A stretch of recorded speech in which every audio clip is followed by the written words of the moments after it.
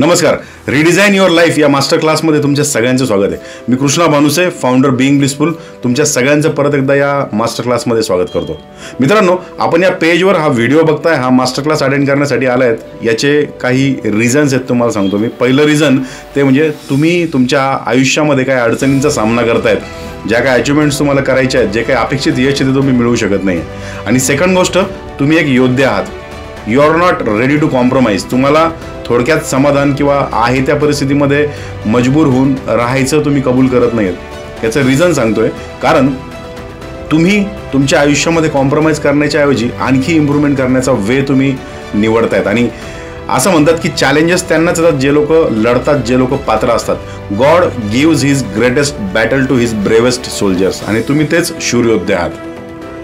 So या master क्लासमध्ये पुढे जाण्यापूर्वी काही सूचना तुम्हाला द्यायच्या आहेत. सगळ्यात अगोदर पुढचे एक 25-30 मिनिटं तुम्ही अगदी तुम्हाला डिस्टर्बन्स फ्री हा मास्टर क्लास अटेंड करता येईल याचा इन्शुअर करा. सेकंड थिंग, या मास्टर क्लासमध्ये तुम्हाला काही व्हिज्युअलायझेशन, काही मेडिटेशन्स देखील मी करायला लावणार आहेत. सो त्यासाठी अगदी स्पेस तुमची ज्या ठिकाणी तुम्ही हे सगळं मेडिटेट करू शकाल, व्हिज्युअलाइज करू शकाल अशी स्पेस निवडा. आणि हेडफोन्स वापरा. जर हेडफोन्स असतील तर तुम्हाला फार छान याच्यामध्ये रिझल्ट येईल. सो आत्ता तुम्ही हा व्हिडिओ पॉज करू शकता काही सेकंदासाठी आणि जाऊन तुमचा हेडफोन घेऊन तुम्ही बसू शकता. So welcome back. तुम्ही हेडफोन घेऊन आलेले असणार आहात. सो आता या मास्टर क्लासला आपण सुरुवात करूया. मित्रांनो, आज आपण या मॉडर्न जगामध्ये राहतो. या मॉडर्न जगामध्ये चांगलं दिसण्यासाठी, चांगलं वागण्यासाठी, इतरांसमोर आपलं इम्प्रेशन चांगलं असावं यासाठी आपण खूप चांगले चांगले कपडे घालतो, आंघोळ करतो. आंघोळीसाठी वेगवेगळ्या प्रकारच्या साबणी आपण वापरतो आणि वेगवेगळे फ्रॅग्रन्सेस हे सगळं आपण वापरतो टू स्मेल गुड. मात्र आपलं जे मन आहे, या मनाचं काय, या अंतर्मनासाठी कुठली प्रोसेस आपल्याकडनं केली जात नाही. साधारणतः हे करोडो लोक, त्याच्यामध्ये तुम्ही पण आहात, जगातले अनेक इतर लोक आहेत जे स्वतःच्या दिसण्यासाठी खूप सगळी तयारी करतात, खूप छान प्रेझेंटेशन करतात. आणि सकाळी उठताना हे लोक आपल्या मनामध्ये काय घेऊन उठतात ते म्हणजे रिग्रेट, भूतकाळामधला पश्चाताप, यानंतर भविष्याची चिंता, भविष्याची काळजी, राग, मनस्ताप, या प्रकारच्या गोष्टी, एन्झायटी, या प्रकारच्या गोष्टी घेऊन आपण सकाळी उठतो. आणि हा कचरा जो आपल्या मनामध्ये आहे, हा अक्षरशः हा कचरा कुजतोय, हा सडतोय आणि याचा दुर्गंध येतोय. आणि हा दुर्गंध म्हणजे काय, आपल्या शरीराला लागलेले आजार.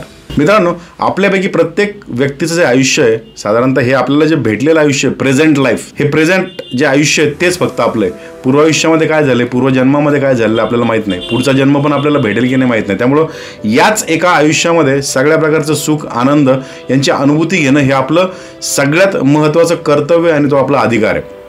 मित्रांनो, आपण आपल्या लाईफला जर एका व्हीलचं स्वरूप दिलं, लाईफ व्हील त्याला जर म्हटलो, तर या व्हीलमध्ये जसं सायकलच्या व्हीलला स्पोक असतात किंवा आपल्या कारच्या मॅक व्हीलला देखील पिलर्स असतात आतून, ज्याच्या आधारावर ती कार चालते.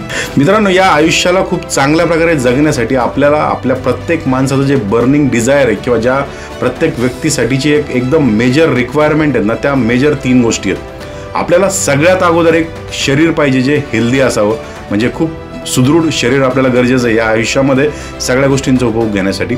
सेकंड थिंग ती म्हणजे आपल्याला आयुष्यामध्ये वेल्थ पाहिजे, पैसा.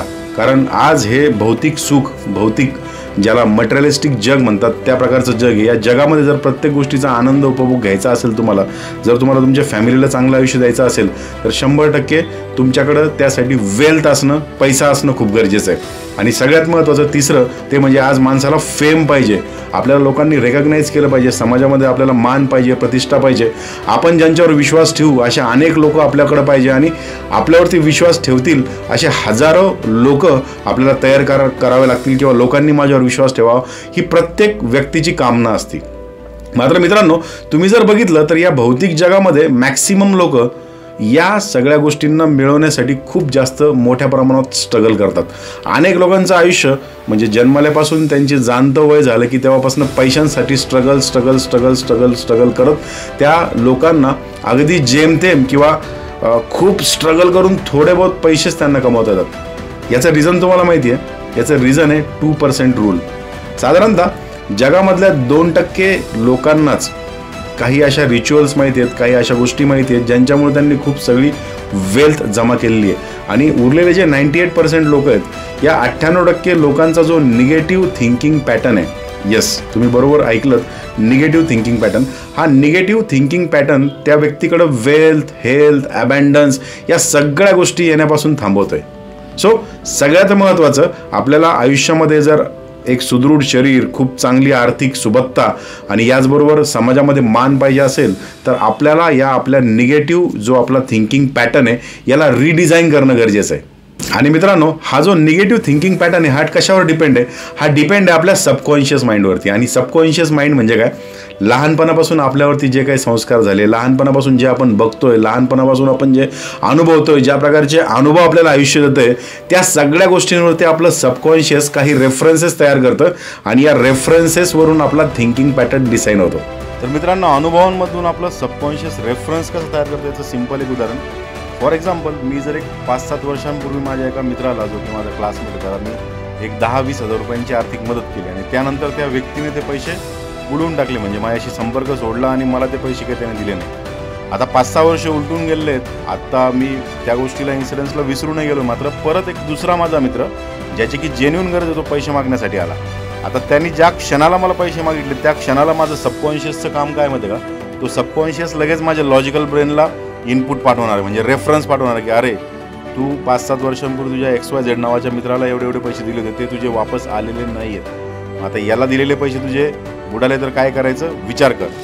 सो या प्रकारचे रेफरन्सेस देऊन आपल्या ज्या ॲक्शन्स आहे त्या ॲक्शन्सला मॅनिप्युलेट करण्याचं किंवा निर्णय घ्यायला अडचणी निर्माण करण्याचं, निर्णय घेताना अडथळे निर्माण करण्याचं काम या आपल्या अनुभवांमधून आलेल्या रेफरन्सेसमुळे होऊ शकतं. आणि या रेफरन्सेसवरून आपला थिंकिंग पॅटर्न डिसाईड होतो.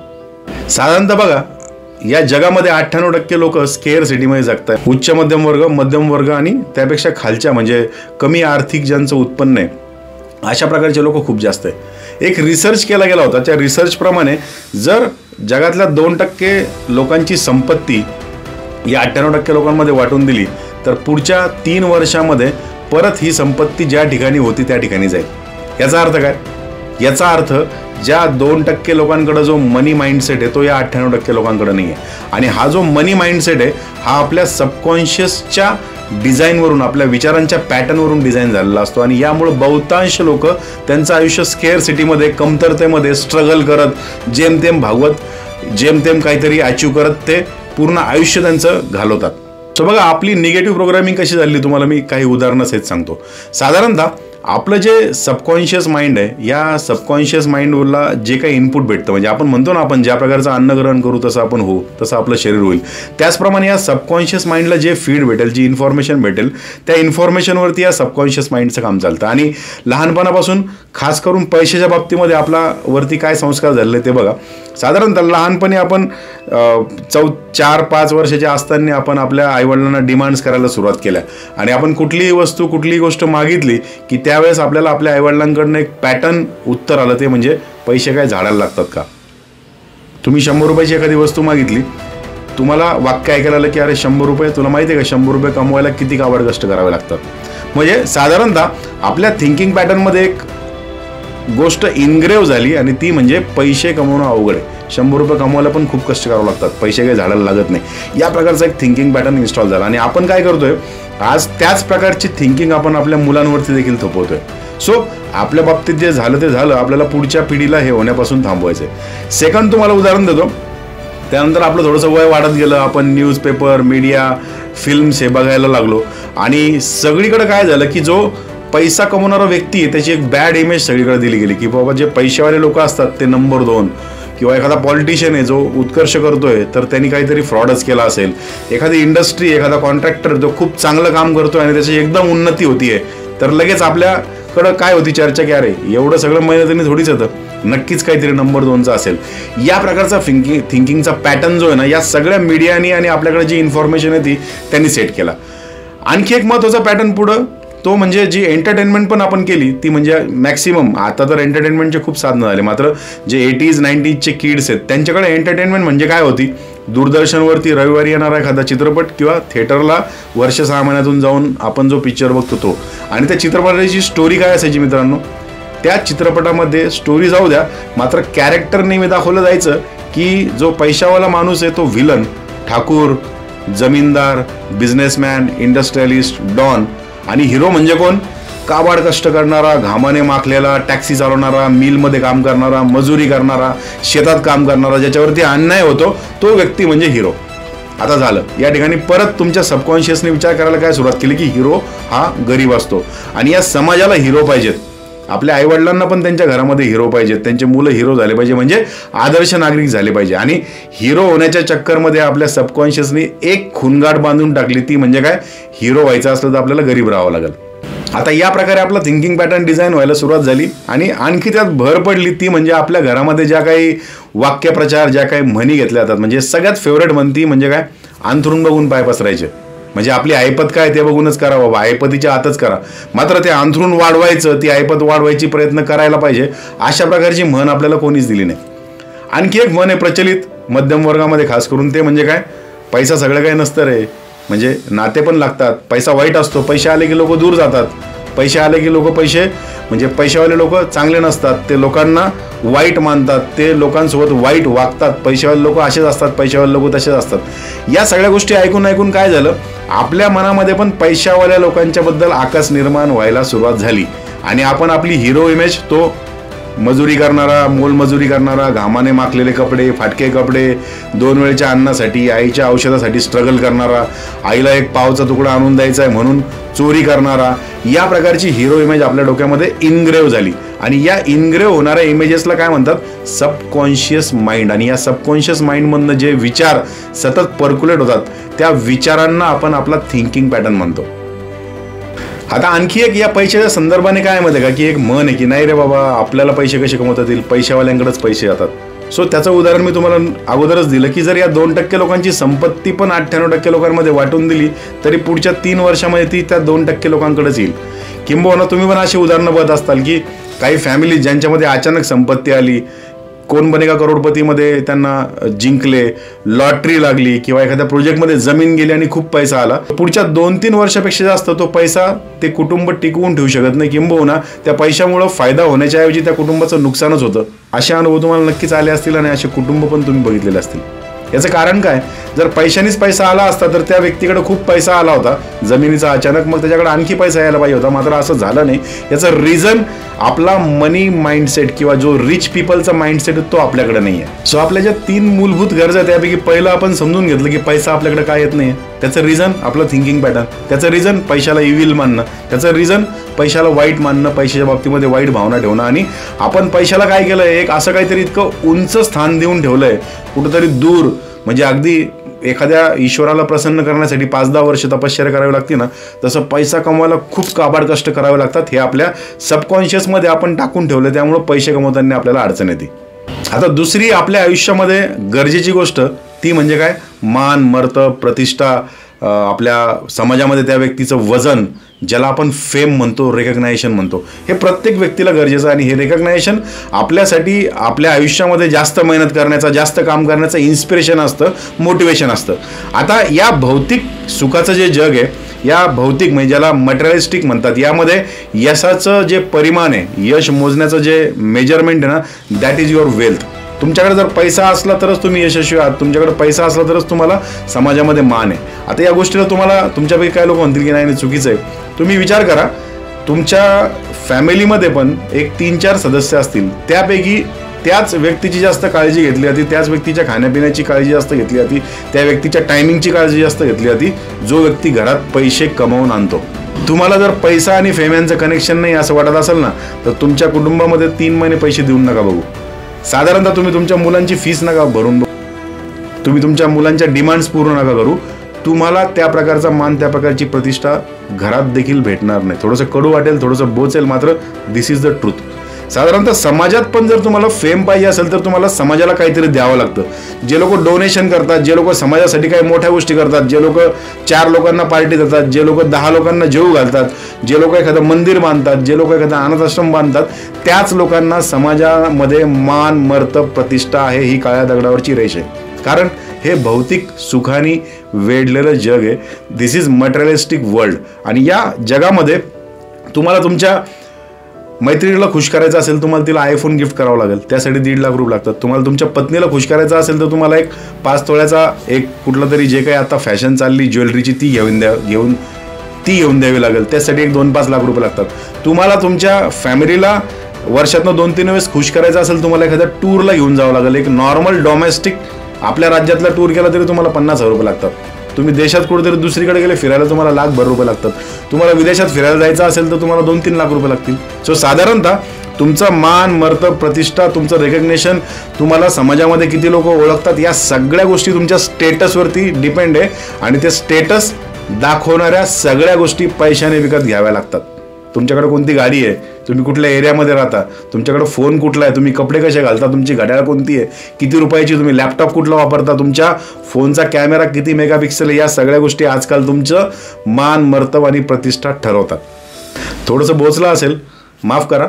तुमचे काही कोणाचे माप काढण्यासाठी या व्हिडिओमध्ये मी तुम्हाला ट्रेनिंग बघायला बोलवलेलं नाही. मात्र या सगळ्या गोष्टी, याची रियालिटी तुमच्या कानावरती पडणं गरजेचं आहे. आणि त्याच्यानंतर एकदा का ही रियालिटी तुम्हाला कळाली, मग यांना कसं खोडून काढायचं, या निगेटिव्ह माइंडसेटला कसं आपल्याला पॉझिटिव्ह माइंडसेटमध्ये आणि मनी माइंडसेटमध्ये कन्वर्ट करायचं, त्याच्याबद्दल मी तुम्हाला सांगणार आहे. आता आपल्या आयुष्यासाठी पुढचा महत्त्वाचा घटक ते म्हणजे एक चांगलं आरोग्यदायी शरीर.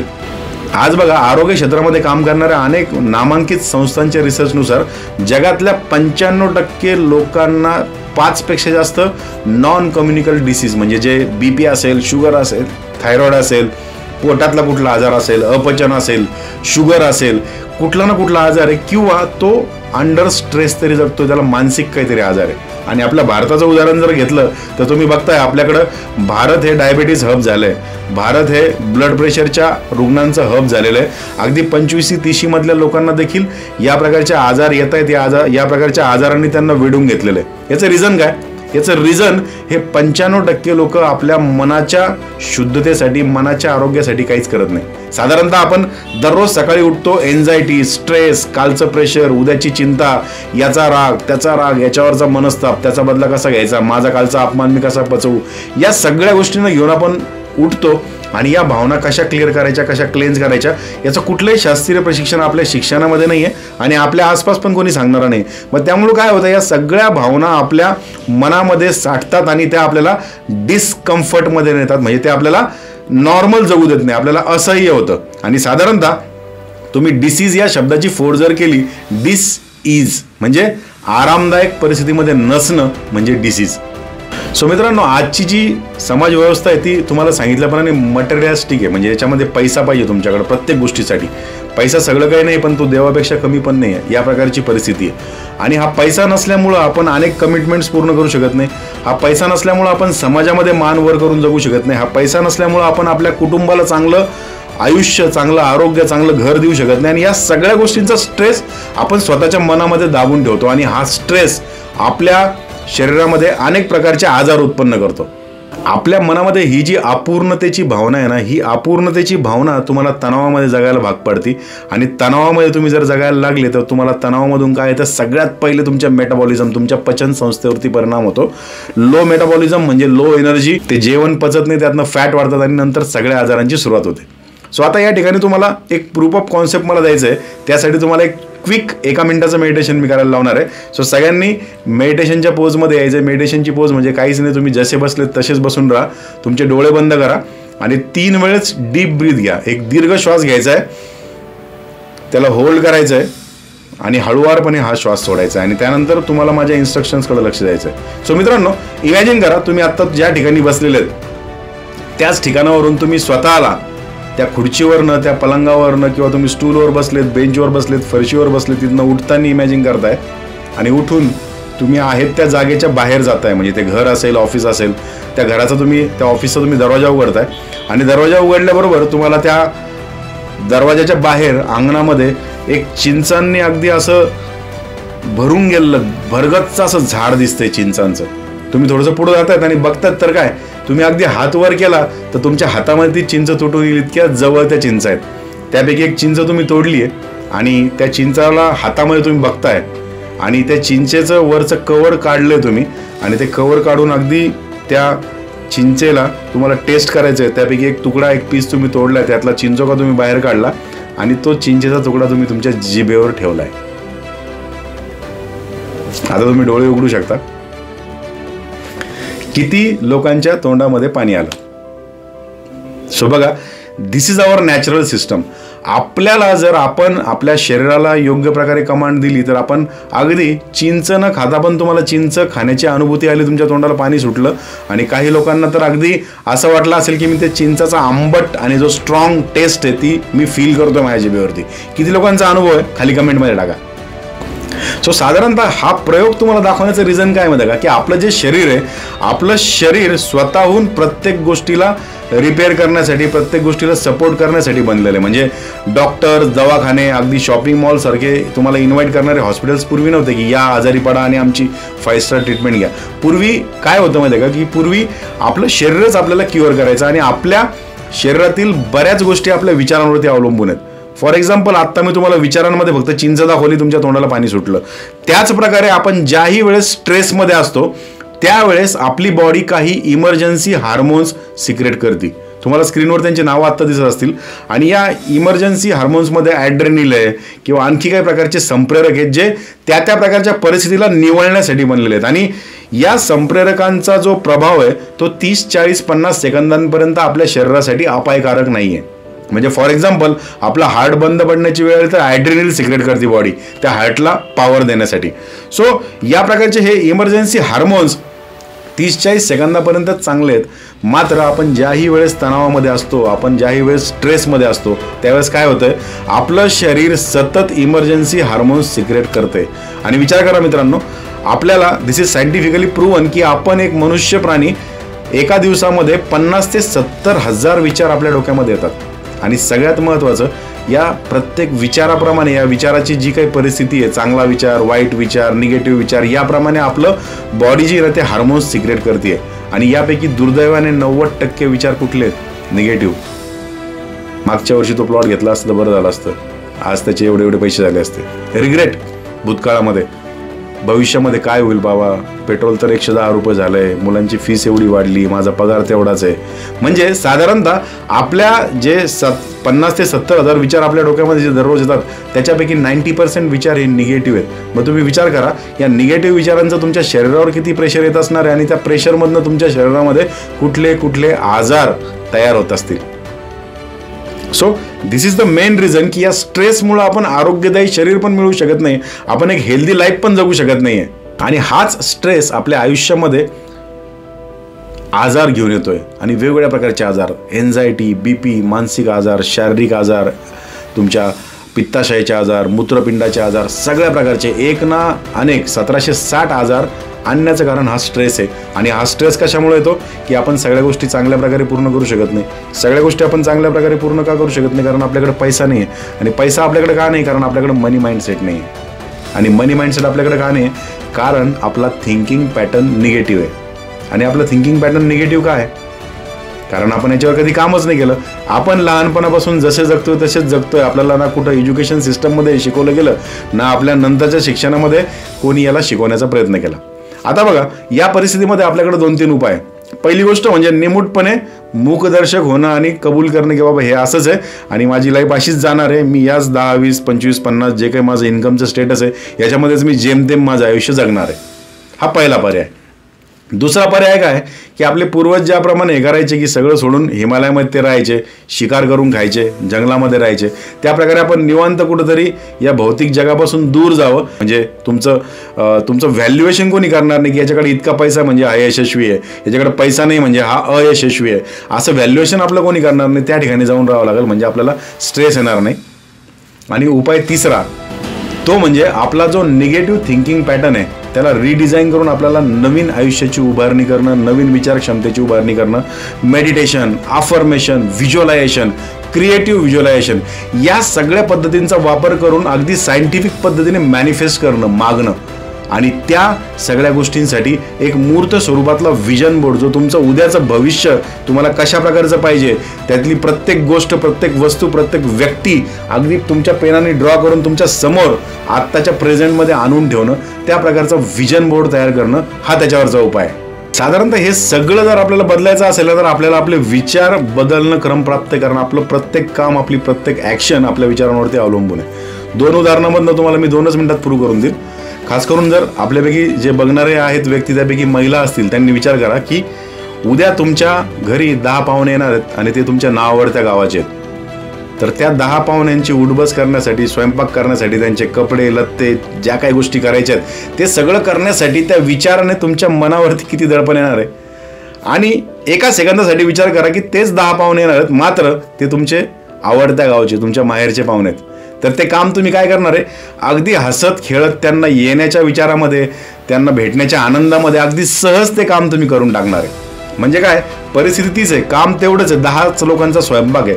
मात्र पहिल्या परिस्थितीमध्ये आपल्या मनाने, आपल्या विचाराने निगेटिव्ह सिग्नल दिले की अरे बापरे ते कशाला येत आहेत, आणि दुसऱ्या परिस्थितीमध्ये आपल्या मनाने पॉझिटिव्ह सिग्नल दिले की अरे वा ते येत आहेत, खूप दिवसानंतर भेट होती.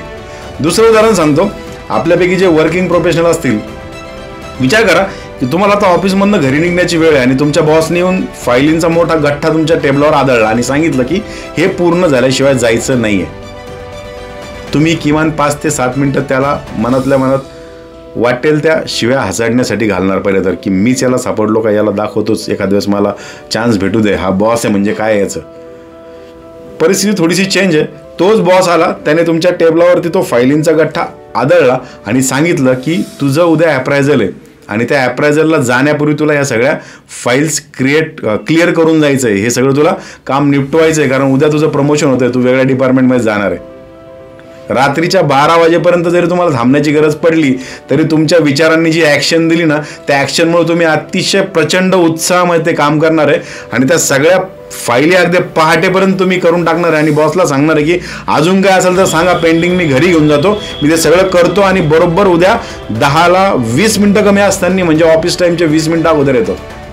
बघा, परिस्थिती तीच आहे, फक्त तुमच्या विचारांनी काय केलं, वेगळ्या प्रकारची डायरेक्शन, वेगळ्या प्रकारचे इन्स्ट्रक्शन्स तुमच्या शरीराला, तुमच्या मनाला, तुमच्या जी कुठली गोष्ट तुमच्या कामाला कंट्रोल करते त्या गोष्टीला इन्स्ट्रक्शन्स दिले. थोडक्यात काय, आपल्या आयुष्यातील 99% ज्या ॲक्शन्स आहेत त्या आपल्या ऑटो सजेशनवरती डिपेंड आहे. आणि ऑटो सजेशन म्हणजे काय, आपल्या मनामध्ये टकटक करणारा आपल्यातलंच एक व्यक्ती जो सतत सेल्फ टॉक करत असतो, जो सतत तुमच्याशी बोलत असतो. थोडक्यात काय, तर आत्ता एखादं काम करताना, कुठलंही काम करताना, सपोज मी हा व्हिडिओ रेकॉर्ड करतोय, हा व्हिडिओ रेकॉर्ड करताना माझ्या मनामध्ये काय विचार आहेत त्याच्यावरच डिपेंड आहे की या व्हिडिओची क्वालिटी किती चांगली असणार आहे किंवा वाईट असणार आहे. मला जबरदस्ती जर कोणतरी आणून बसवलं आणि सांगितलं की चल रेकॉर्ड करा 1 तासाचा व्हिडिओ, ऑब्व्हियसली मी त्याच्यामध्ये सगळं काही देऊ शकणार नाही, माझा 100% देऊ शकणार नाही, कारण आपल्या मनातले विचार जे आहेत ना ते भावनांना ट्रिगर करतात. आपल्या ज्या भावना आहेत त्या आपल्या शरीरातील बायोलॉजी आणि केमिस्ट्रीला ट्रिगर करतात. म्हणजे थोडक्यात कुठल्या प्रकारचा हार्मोन आपल्या शरीरामध्ये सिक्रेट होईल त्याला ते ट्रिगर करतात. आणि ते कुठल्या प्रकारचा हार्मोन आहे याच्यावरून जो एक्सपिरियन्स आहे, जी अनुभूती आहे, मला कसं वाटतंय त्या गोष्टीला, त्या इमोशनला ट्रिगर केलं जातं. आणि मला काय वाटतंय, कसं वाटतंय, या अनुभवात, या अनुभूतीत मी जी ॲक्शन घेतो ती ॲक्शन त्याच्यामुळे ट्रिगर होती, की ती ॲक्शन मनातून आहे. आपण म्हणतो ना, अरे तू मनातून नाही केलं वाटतं, ही भाजी चांगली झाली नाही, तू मनातून नाही केली, नेहमी अशी होत नाही, तू हे चित्र चांगलं नाही काढलं, तू हा प्रोजेक्ट मनातून नाही केला, आपण जे म्हणतो ना, ती इमोशन इथनं ट्रिगर होते आणि आपल्या ॲक्शन बऱ्या किंवा वाईट ठरतात. आणि या ॲक्शनवरती डिपेंड काय असतं, रिझल्ट. सो मित्रांनो, आपला रिझल्ट जर बदलायचा असेल, हवं ते मिळवायचं असेल, तर आपल्याला थोडंसं पाठीमागं जात आपल्या विचारांवरती, आपल्या सबकॉन्शियसवरती काम करावं लागणार आहे. कारण आपल्याला मनासारखे रिझल्ट मिळत नाही, याच्या पाठीमागचं कारण काय माहिती का, आपला निगेटिव्ह थिंकिंग पॅटर्न. आणि या निगेटिव्ह थिंकिंग पॅटर्नला चेंज करण्यासाठी अनेक प्रकारच्या प्रोसेसेस आहेत. याच्यामध्ये अफर्मेशन्स आहेत, मेडिटेशन्स आहेत, याचबरोबर क्रिएटिव्ह व्हिज्युअलायझेशन आहे, याचबरोबर तुमच्या फ्युचरला आजच घडवणाऱ्या काही प्रोसेस आहेत, ज्या तुम्ही फ्युचरमध्ये तुम्हाला जे काही पाहिजे ना त्या प्रकारचे डिझायर्स तुम्ही आजच टॅप करू शकता, त्याला एडिट करू शकता. या सगळ्या प्रोसेस कराव्या लागतात. आता आपल्यापैकी बरेच जण म्हणतील की नाही, मी मेडिटेशन केलंय, मला रिझल्ट नाही आला, मी अफर्मेशन केलं, एक वही भरून टाकली अक्षरशः, मला 50 कोटी भेटले या प्रकारच्या अफर्मेशनमध्ये, तरी पण मला रिझल्ट नाही आला, मी विजन बोर्ड बनवला पण त्यातलं काहीच झालं नाही. तर याचं रिझन काय माहिती का, की तुम्हाला या सगळ्या गोष्टी सायंटिफिक वेनी करण्याची योग्य पद्धतच माहीत नव्हती. तुम्हाला क्रिएटिव्ह व्हिज्युअलायझेशन काय तेच माहीत नाही आहे. तुम्हाला ॲक्च्युली तुमच्या विजन बोर्डमध्ये तुमच्या इमोशन्स कशा टाकायच्या तेच तुम्हाला माहीत नाही आहे. तुम्हाला अगदी तुमचा विचार, तुमचं मन कुठं आहे मुळात, आणि त्या मनातला विचार कसा कंट्रोल करायचा हेच तुम्हाला माहीत नाही आहे. विचार करा, तुम्ही जर भाजी मंडीमध्ये बसलेत आणि भाजी मध्ये बसून तुम्हाला जर अभ्यास करायला सांगितलं, तुम्ही कराल का? होणारच नाही. त्याचप्रमाणे तुमच्या मनामध्ये विचारांचं काहूर माजलेलं आहे. अतिशय तुम्हाला उद्याच्या 5,000 रुपयांची चिंता आहे आणि आज तुम्हाला फक्त कोणतरी यूट्यूबवरच्या व्हिडिओत एखाद्या ट्रेनरनी सांगितलं की तुम्ही अफर्मेशन लिहा, म्हणून I am earning 5 lakh rupees per month असं तुम्ही लिहिताय. ते अफर्मेशन खरंच तुमच्या ॲक्शनसोबत, तुमच्या इमोशनसोबत कनेक्ट होतंय का? नुसती फॉर्मॅलिटी म्हणून तुम्ही लिहिताय. सो सगळ्यात अगोदर आपल्याला आपल्या मनाची इलिजिबिलिटी, मनाची पात्रता, त्या युनिवर्ससोबत कनेक्ट होण्याची फ्रिक्वेन्सी आपल्याला सेट करावी लागेल, ती मिळवावी लागेल. आणि ही फ्रिक्वेन्सी तुमची सेट नसल्यामुळे तुमच्यासाठी कुठल्याच प्रकारचं अफर्मेशन, कुठल्याच प्रकारचं लॉ ऑफ अट्रॅक्शन, कुठल्याही प्रकारचं मेडिटेशन, व्हिज्युअलायझेशन कधीच काम करत नाही. मित्रांनो, मी माझ्या आयुष्यामध्ये स्वतः त्याचं एक ज्वलंत उदाहरण आहे. माझ्या 10-15 वर्षाच्या मागच्या एक्सपिरियन्सेसमध्ये मी माझ्या बिझनेसमधल्या फेल्युअरला सक्सेसमध्ये टर्न केलं आहे. मी माझा स्वभाव चेंज केला आहे, माझं मी हेल्थ चेंज केलं आहे, माझं वेल्थ चेंज केलं आहे, माझा ॲपिअरन्स चेंज केलेला आहे. साधारणतः रात्रीच्या 2-2 वाजेपर्यंत जागरण करणारा आणि दुपारच्या 12 वाजता उठून 2 वाजता नाश्ता करणारा माझ्यासारखा व्यक्ती आज 4 वाजेपासून प्रोडक्टिव्ह गोष्टी करतोय, हजारो लोकांना मार्गदर्शन करतोय, हजारो लोकांचे दररोज मेसेज SMS असतात आणि त्याच्यामध्ये एक धन्यवाद असतो, थँक्यू असतो. याचं रिझन काय माहिती आहे का? याच प्रकारच्या रेमेडीज त्यांना शिकून त्यांच्या आयुष्यामध्ये मी उत्कर्ष, पॉझिटिव्ह चेंज, एक पॉझिटिव्ह शिफ्ट, एक इम्पॅक्ट आणला आहे जो त्यांच्या लाईफला पॉझिटिव्हिटीकडं, आनंदाकडं आणि रिझल्टकडे घेऊन जातोय. सो नेम मिळालं, फेम मिळालं, वेल्थ मिळालं, हेल्थ मिळालं, या सगळ्या गोष्टी ज्या मी केल्या त्या एका पॅटर्ननी केल्यात. आणि तो पॅटर्न म्हणजे तुमच्या लाईफला, तुमच्या विचारांना पॉझिटिव्ह वेनी रिडिझाईन करण्याचा पॅटर्न. सो अनेक लोक विचार करतात, अनेक लोक मेडिटेशन करतात, अनेक लोक टार्गेट ठरवतात, अनेक लोक मॅनिफेस्टेशन करतात, अनेक लोक गोल ठरवतात, त्यांचा व्हिजन बोर्ड बनवतात, मात्र त्यातली एकही गोष्ट पूर्ण होत नाही. याचं रिझन काय माहिती आहे का? याचं रिझन फक्त एकच आहे की तुम्ही युनिव्हर्सकडून मागण्याची इलिजिबिलिटी, पात्रता, ती आपण अगोदर मिळवलेली नाही आहे. तुमची फ्रिक्वेन्सी विचारांची ती त्या युनिव्हर्ससोबत मॅच नाही आहे. तुम्ही जे बोलताय आणि तुम्ही आतून काय फील करताय हेच तुम्हाला नेमकं कनेक्ट करता येत नाही. कारण लॉ ऑफ अट्रॅक्शनचा फर्स्ट रूल सांगतोय की तुम्हाला हवं ते अट्रॅक्ट करू शकत नाही. तुम्ही तेच अट्रॅक्ट करतात जे तुम्ही आहात. म्हणजे मला जर आत्ता आतून आनंद वाटतोय ना, तर मी आनंदच अट्रॅक्ट करणार. मला जर हेल्दी, वेल्दी आणि अबंडन्स फील होतोय, मी समृद्धी अट्रॅक्ट करणार. आणि मला जर मनातून एन्झायटी फील होतीये, स्केअरसिटी फील होतीये, उद्या काय होईल, कॉम्पिटिशनची भीती वाटतेय, तर मी त्याच गोष्टी अट्रॅक्ट करणार. दिस इज सायंटिफिकली प्रूव्हन.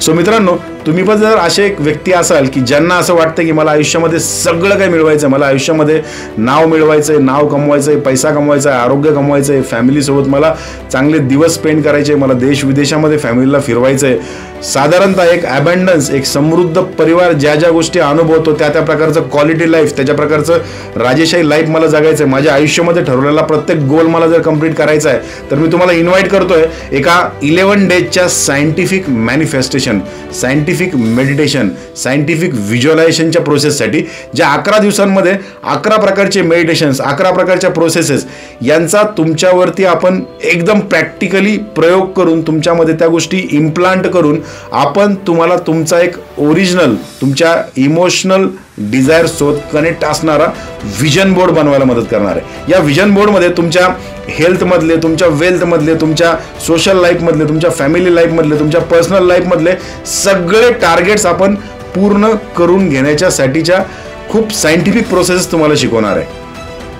सो तुम्हाला पण जर असं वाटतं की माझ्याकडे वेळ नाही, ऑलरेडी खूप लेट झालंय, ऑलरेडी मला या गोष्टी करायला उशीर झालेला आणि मला लवकर रिझल्ट पाहिजे, तर मी तुम्हाला इन्व्हाइट करतोय, लगेच खालील लिंकला तुम्ही क्लिक करा. अतिशय कमी किमतीमध्ये, ऑफर प्राईजमध्ये सध्या आपण या 11 डेजच्या व्हिज्युअलायझेशनच्या प्रोसेसला, एका चॅलेंजला मी तुम्हाला इन्व्हाइट करतोय. या चॅलेंजमध्ये आल्यानंतर काय होणार आहे, आपण सगळ्यात अगोदर तुमच्या थिंकिंग पॅटर्नवरती काम करणार आहोत. याच्यानंतर या चॅलेंजमध्ये आल्यानंतर सेकंड थिंग आपण करणार आहोत की तुमची युनिव्हर्स सोबतची जी फ्रिक्वेन्सी आहे ती मॅच करण्यासाठी तुमचं आनंदी मन कसं असावं आणि ते आनंदी मन, त्या आनंदी मनाची फेज कशी मिळवायची ते शिकवणार आहे.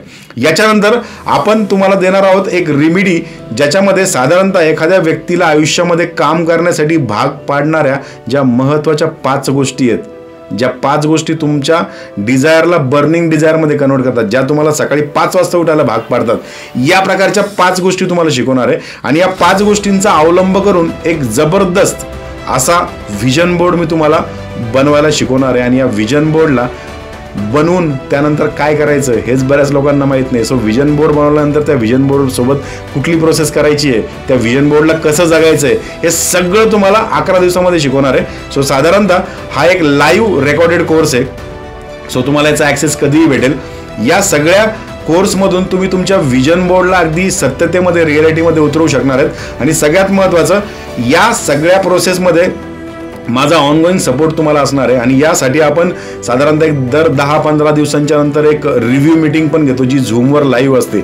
या 10-15 दिवसामध्ये तुम्ही काय प्रोग्रेस केली, तुम्ही विजन बोर्डमध्ये कुठल्या गोष्टींचा अंतर्भाव केला आहे, कुठल्या गोष्टी तुम्ही त्यात ॲड करायला पाहिजे, तुमच्यासाठीचं एक्झॅक्ट क्रिएटिव्ह व्हिज्युअलायझेशन काय आहे, तुमच्यासाठीचा ट्रिगर काय आहे। प्रत्येकाला एकच बटन काम करणार नाही। कोणाला पैशामुळे जास्त ट्रिगर होईल भावना, कोणाला हेल्थमुळे भावना ट्रिगर होईल, कोणाची प्रेमामुळे ट्रिगर होईल।